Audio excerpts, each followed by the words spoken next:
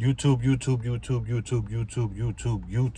What is up, man? It's your boy, I'm him, Giovanni, and this is another episode of My Thoughts, My Opinions, powered by Smoke and Politic with Me, honorably refreshing for the world. If you haven't, subscribe and hit that bell to my channel, and if you're still sitting on the fence of subscribing and hitting that bell on my channel, it's okay. Check out my playlist and see all my earlier content, and you'll see that I'm still pushing the same narrative, and that's positivity and giving belt to ass to the effery. Now, we are all yet again blessed with another 24 hours, so anybody out there shouldn't be hating on nobody, you know what I'm saying, because we are blessed yet again with another 24 hours, so use yours wisely and accordingly. Now, it's Thursday. Week just went by. I felt like it was just Sunday just a few days ago, right? Just like yesterday, it felt like it was just Monday, right? But it's Thursday, so the week is damn near over. Hope everybody's out there loving themselves and applying themselves.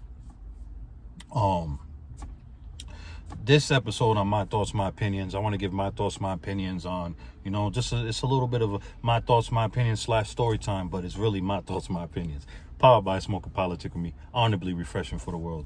I want to talk about, my childhood a little bit. You know what I'm saying? I know a lot of people are going to be able to relate to this. You know what I'm saying? I'm going to tell you what happened to me, at 11 years old, that, it was messed up, but at the same time, I feel like it really helped me. And I would never, what's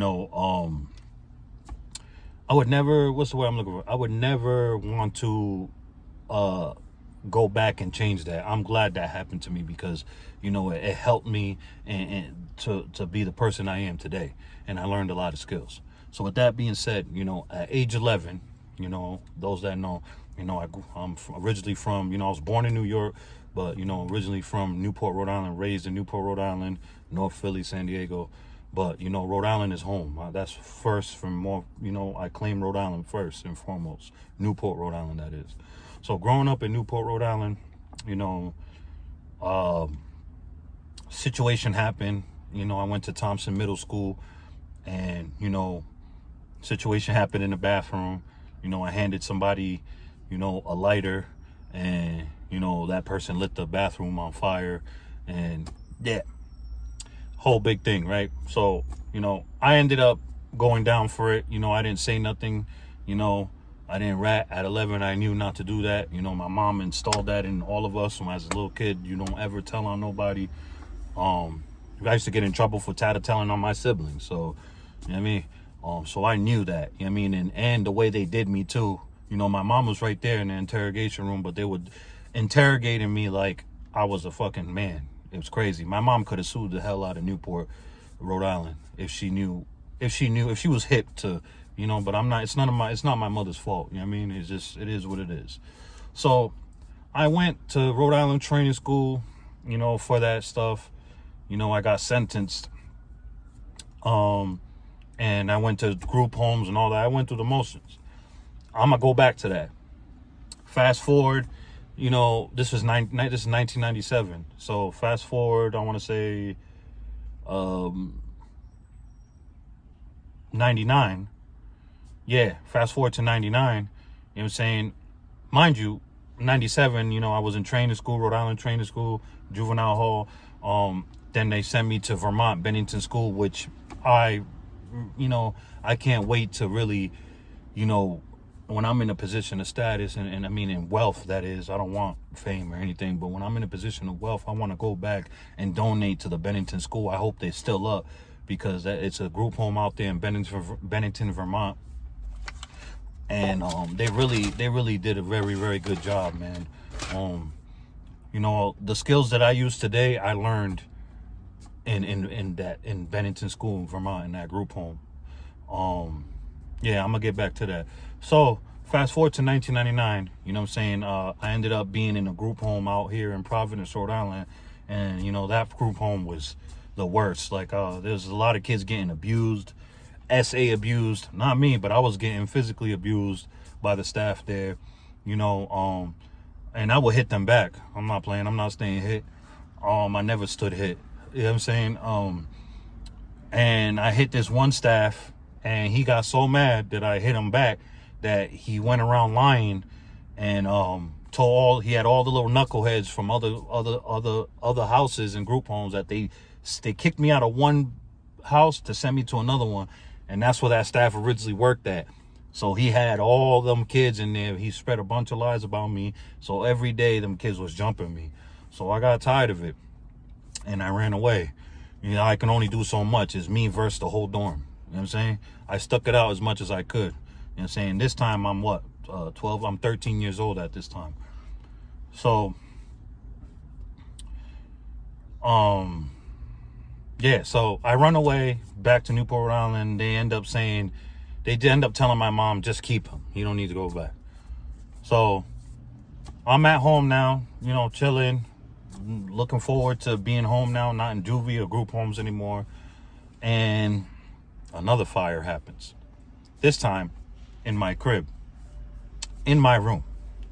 Now, before you guys be like, damn, no, it wasn't me the first time. Well, it was me the first time, but it wasn't me. You know what I'm saying? I handed the person the lighter. And mind you, that person ended up ratting on me too. That's crazy. Anyways, but not to steer you guys away from what I'm really talking about. In my room, right? Me and my brother, when we were kids, we was dirty as hell, messy as hell. We used to throw our dirty clothes behind the dresser. We didn't have no lampshade on the lamp. So my brother, he even told the police this and everything, but they didn't want to hear it. He was upstairs in the room and he slammed the door after he left the room, and then he seen the lamp fall on top of the clothes. He didn't turn off the lamp. He didn't do none of that. You know what I'm saying? Fast forward, the whole house goes into flames, engulf. You know what I mean? Cops come, everything. Mind you, the whole time this is happening, I'm not even there. I'm 3 houses away in my cousin's house. Shout out to my cousin Dina. I'm at his crib. And as soon as the cops come, I look at all my cousins and my friends. I'm like, watch, they're going to blame me for this because they think I did Thompson. Sure enough, one of the cops come in there. Giovanni, come here. I look at my peoples. I'm like, well, see ya. I was gone. So 2 times I went to jail in group homes for something I didn't do. Well, the first one, I had parts in it, whatever. I'll take that. But I got solely blamed for it because the dude that actually did it, he told the police that I did it. He lied. He said it was only me. It was me. You know what I mean? So for 2 times I went down, you know what I'm saying? But the point I'm trying to make is that was the best thing that ever happened to me. I learned a lot of skills, skills that I use today as a 39-year-old man. You know what I'm saying? I got to experience in those group homes in Vermont. I got to experience nature. That's when I fell in love with nature. I went camping. I went white water rafting, ice fishing, ice skating. I got to open up my ears and my mind to more music because I was just only listening to rap at the time. So I got to listening to, soft rock, country, all that, because a lot of the staff listen to that because they're from that area, Vermont, New Hampshire area. And, all the stuff, I learned all the skills, but, I'm a late bloomer. You know what I'm saying? I know there's a lot of, men and women out there that are late bloomers. Don't worry. You'll get it sooner or later. Just try as long as you're trying. But the point I'm trying to make, man, what happened to me at 11, man, like I said, I don't regret it. I feel like that actually saved my life because think about it. The way I was wild. Even though I was still wild going through all that stuff, but I was wild with a mind. Let me explain. Being locked up with a whole bunch of people, right? And hearing stories from kids. This is when I became and got my doctorate and scholar and learning from other people's mistakes. So it helped me later on. I'm going to get to that. So I'm hearing all these stories about people. Oh, so-and-so ratted on me, or so-and-so did this, or I went here and this is why I'm in this situation. So I was like, okay, so if I ever do any crime, I'm not doing it with anybody. You know what I'm saying? Hence that I've done a lot of fucking shit that I'm going to have to answer to later on to the Most High, right? I've never been caught for stuff. I should have like 4 or 5 felonies, man. I should have been in Big Sandy federal prison, all types of federal prisons. I should have been in there. The shit that I've done. But I did it all alone. Why? Because I've learned. And I'm not trying to brag about none of that. I'm just saying what helped me along the way. And what else helped me too is, I learned quick fast, not to ever judge his book by its cover, because I used to do that. I used to be like, oh, look at him. Oh, he a white boy. He can't fight. Or he's this. And behold, I get my ass beat by that white boy. Or I get my ass beat by that person that I thought didn't look the part. You know what I'm saying? So I feel like going through that, it helped me. It molded me. It helped build character. You know what I'm saying? And, but I was still running wild. I was still running wild. I was going back, coast to coast, doing the most. And that doesn't have anything to do with the skills that I lost. It's just I wanted to, do what I wanted to do, and I come from a good home, a one-parent home, but nonetheless, my mom is a strong woman, and, she raised us right. You know what I'm saying? So anything I ever did on the street, or, my mom taught me and the values of how to treat a woman. You know what I'm saying? But I still went out there and I wanted to be, a womanizer. I wanted to sit there and break women's hearts and play them and scheme on them. You know what I'm saying? So everything I done out in the street doesn't reflect on my mom, because I was raised right. It all falls on me. I still went out in the world and I still wanted to do what the hell I wanted to do, even though I was raised better and I learned the skills in group homes and juvie. So, point I'm trying to make, man, I just let me be a perfect lesson for all you youth out there that, that are struggling with anger management, depression, and anxiety and stuff. Don't go the same route I did, man. Even though I got lucky, I'm still here. You know what I'm saying? I don't have no felonies or nothing. But in the end, you could get away with stuff. But in the end, when it's all said and done, when you got to meet your maker, you're going to have to answer to everything you ever done. You know what I'm saying? Even if you didn't get caught up with the law, you're still going to have to answer to everything you ever done with the Most High. Whoever you believe in and pray to, you're going to have to answer to that. So I just felt like I needed to, like I said, I need to feed my channel, and I like to pass out hugs, virtual hugs, that is, and push out positivity and push out motivation, and just give you guys an idea of who I am. You know what I'm saying? Another thing I want to speak about, Job Corps. Any youth out there, if you're on the fence of joining Job Corps or thinking about joining Job Corps, hear me out. I'm not going to keep too much of y'all time, but hear me out with this. You have till, I say, from 16 to 24 years old. You know what I'm saying?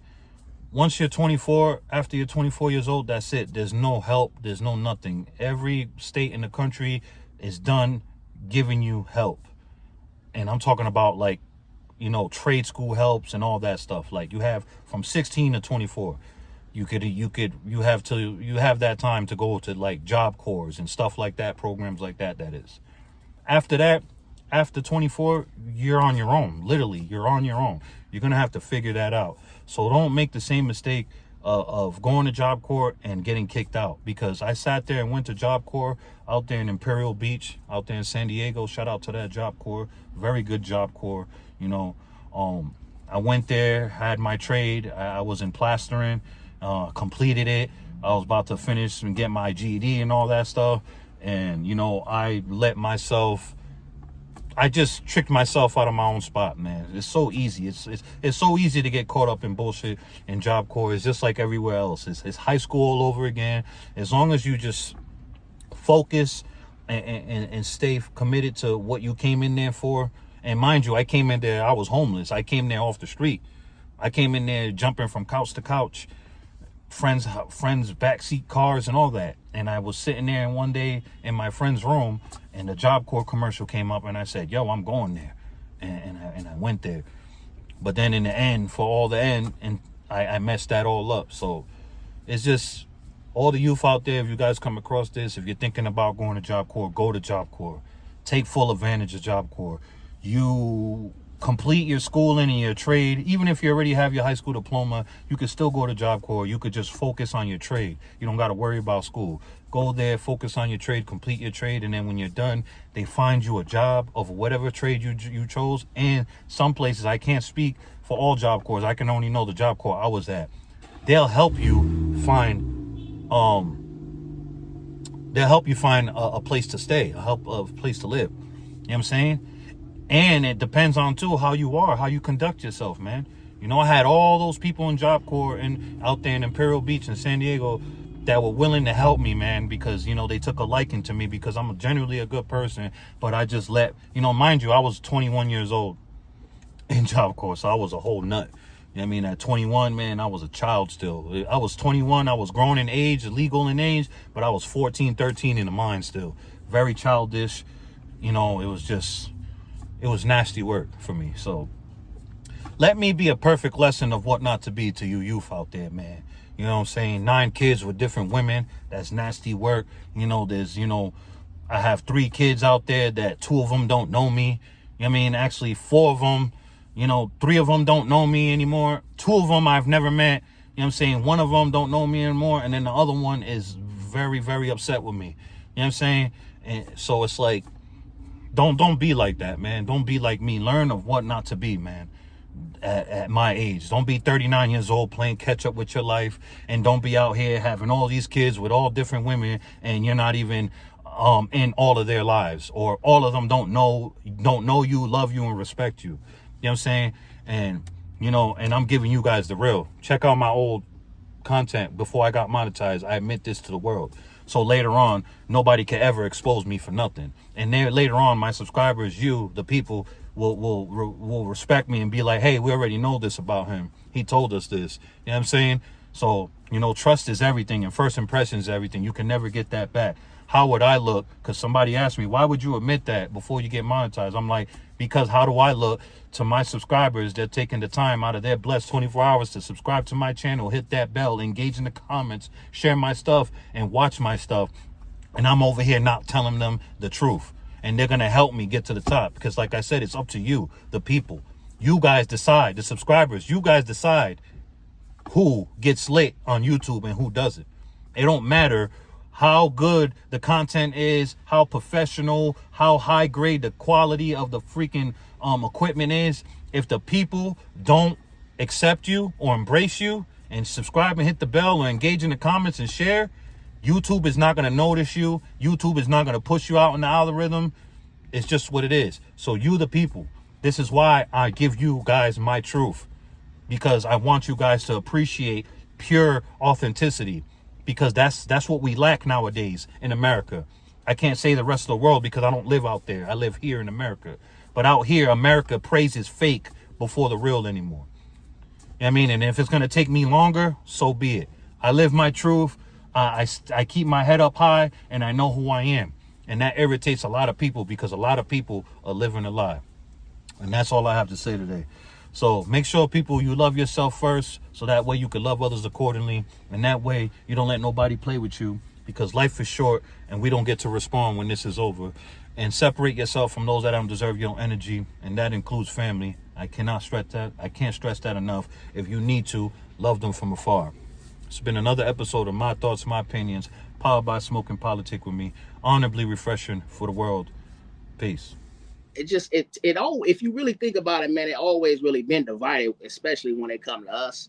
I'm just gonna speak the truth. You know what I mean? So, and then we don't help. That's all I want you to do on here is speak your truth. Exactly, bro. Smoking and politicking with Giovanni, boy.